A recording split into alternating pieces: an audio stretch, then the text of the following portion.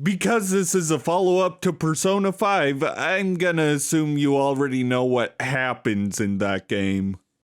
Okay, thanks. Have a good day at school. Persona 5 Royal was the first time I was truly excited to play a game day in, day out since the original Xenoblade. And as you might have guessed, a lot of that was due to the theming and narrative.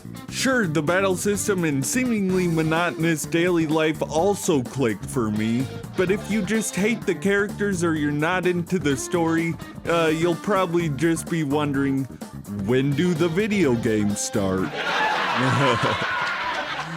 That's my joke, thanks for coming. While it took an extra year because of the whole Black Death thing going on, here it is. The video game started. While Striker still has Irreparity, this might be one of my favorite combat systems. Full stop. It's fantastic.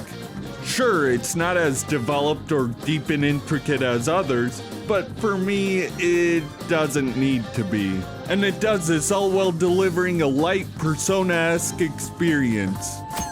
Kinda. Fun fact about myself. I'm a Phantom Thief. Chewing ass and taking names. That's the way of the Phantom Thieves. I hate myself. What I'm trying to say is a new game featuring the cast I've grown to love over 200 hours and Haru. Alright, video games, you get this point. Just don't get too cocky.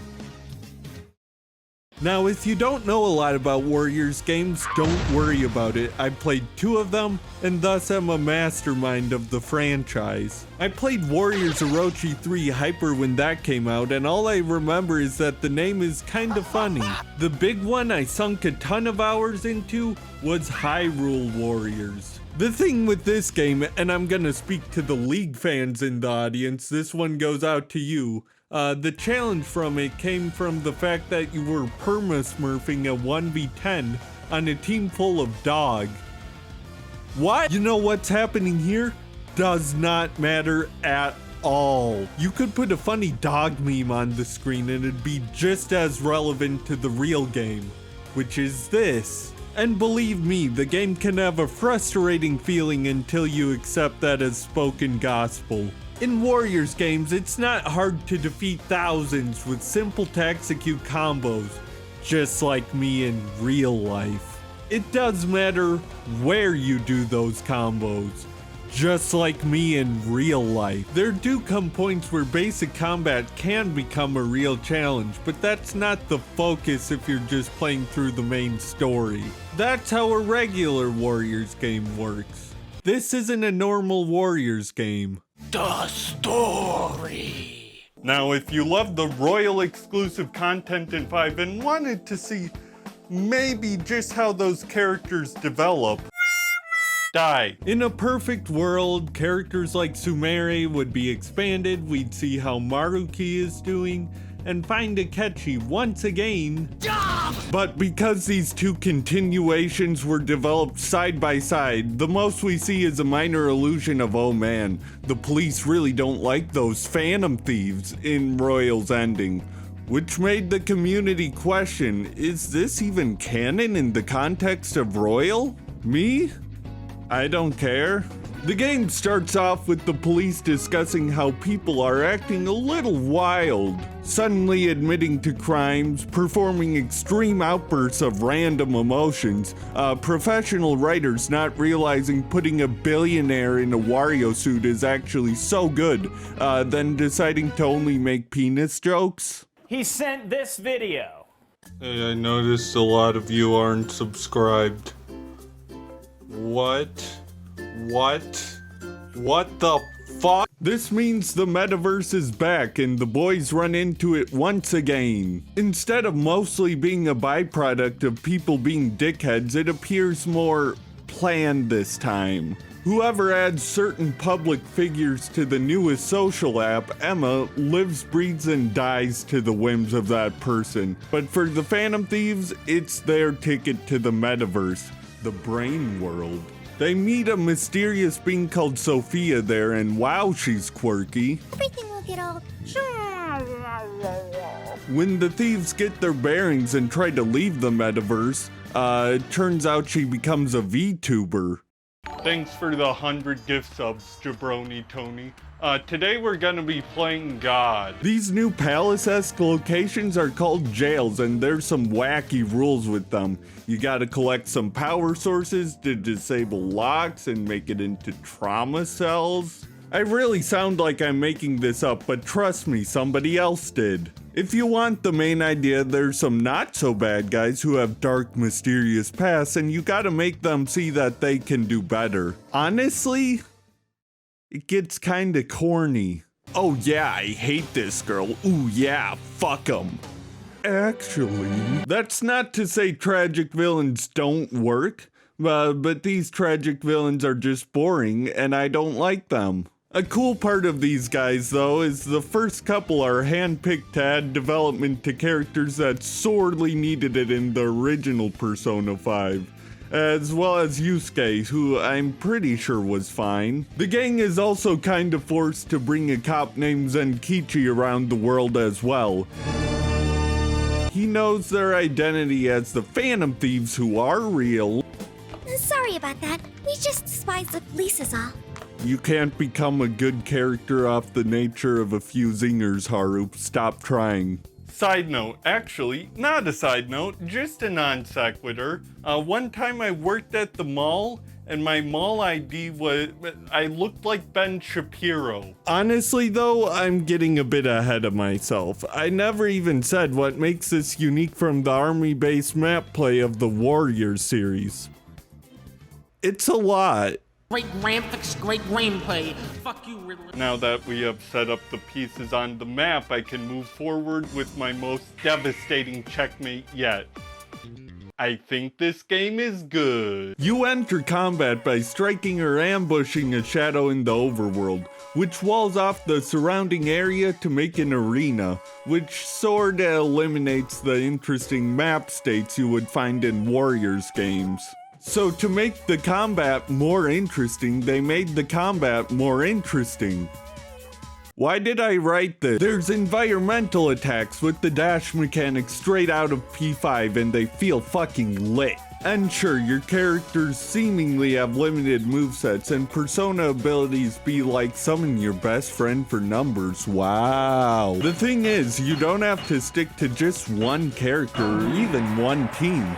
You're very much encouraged and rewarded for mixing up your playstyle so things don't get too dull. Mostly, I'll get to that later. And that being said, if you just want to play a favorite team like mine, the fuckers, that's fine. Just be sure to baton pass sometimes. Not only does it give you more strategic control of your buffs and abilities that strike a character's weaknesses, giving you access to free damage, but it's just fun, man. The idea to betray what makes both series unique and just focus on making a good game paid off, and should basically be what all spin-offs strive to do in the future. Something from the original game just doesn't quite work out. Yeah, dude, who needs it? Just make a good game. My two favorite characters to play were Ryuji and Yusuke due to being super stacked and super fast, respectively. So they gave you some buffs and a lot of opportunities to get more free damage than an average Warriors game. And to make up for that, the enemies are also way stronger, but they don't feel like just health sponges. So you might need to refine some battle strategies going into bosses you keep losing to. Which brings me to a question I often don't like answered. Do I need to be optimal? You see, the only time I have a problem with an unfun meta is when using that meta is necessary to just play through the game. I don't like looking up guides, I just like playing the game my way. I realize you could read between the lines and take it as this game is really easy, but I don't think it is. So I have no idea if the team of the fuckers is even a good one, but I didn't care because while it was lightly suggested, hey, Makoto kinda sucks here, the game never really stopped me from playing my way, and the parts of my playstyle I did have to adapt, the adaptations I made were fun. Mostly. So the game pretends it has a Persona-esque calendar system, which it doesn't, and that isn't a strike on its own, but the moment I saw there was no penalty for exiting the metaverse, I got a little suspicious. Surely they're lying. Surely they're not gonna make me back out to the real world, then go back into the metaverse to get fully healed, rendering these checkpoints just give me a heal option, damn it. Yet, they weren't lying, leaving there no reason for these points not to just be heal points, zones, whatever. Which seems like a small complaint, but it's really annoying. Furthermore, I was constantly abusing these zones and buying every bit of food and recovery item there was, and at endgame, I was still running out of items to use mid-fight, so I could kinda see it being a huge difficulty spike if you weren't quite as stacked as I was, which is lame. Hey, speaking of endgame, how did we get here? Guys, I don't think the Phantom Thieves are real. The first 3 jails are a pretty run-of-the-mill Persona 5, yeah, fuck this dude type beat. You learn a bit about the nature of these prisons, the Phantom Thieves basically having an announcement about how and why they're the Phantom Thieves in public finally backfires after a game and a half. Guys, that stuff you said earlier, was all of that true? Oh no! This person is the original inventor of Emma, the thing that's making everyone go goo goo gaga crazy. We learned the rulers of these jails might be controlled by a bigger mastermind, which is probably this guy if we're being real about it. We also meet the widowed Zenkichi's daughter, where the Phantom Thieves very, very loudly talk about how cool her Phantom Thief livestream is during the Phantom Thief livestream. Dude, imagine if I just did a video like this. Hi, Nintendo 98 here with my famous catchphrase of, I like video games. Now today... Can you guys shut the hell up? After a close call where they find out just how dangerous Emma and the new metaverse is, and find out Ryuji can verbally speak the fuck word now. The thieves plan to take down Medice, the company distributing Emma, and oops, everyone's favorite content creator got captured. Oops. And cops just want to charge the Phantom Thieves with being kinda mean, and the thieves are trapped in the metaverse by Zenkichi's daughter, who has officially been made a mean person by Medice? Oh, this is crazy. But they break out of that jam. Zenkichi awakens to his persona to save his daughter, and he has an arcana they just absolutely made up. This man bears the Apostle Arcana.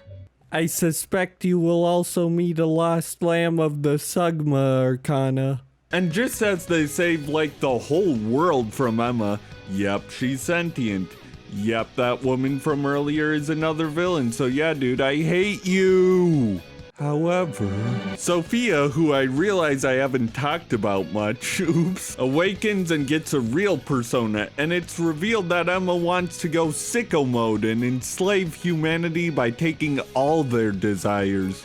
The Phantom Thieves manage to escape the cycle of obeying, decide that they need to send a calling card to humanity to call them cringe for handing their desires over to Alexa. Emma. They big bang boom defeat the false god Demiurge, and everything works out. And scene. I was a bit disappointed by the limited P5 cast that showed up. I mean, they even forgot to model sign Ijima entirely. I wouldn't do that next time, game developers. Sure, it's not as deep as other games, but the flexibility, movement, and sheer amount of people you're just owning, dude, makes it one of my favorites. The soundtrack was also pretty banging. I thought the remixes were overall kinda mid, but the original tracks were really good, and I really don't know how to end video.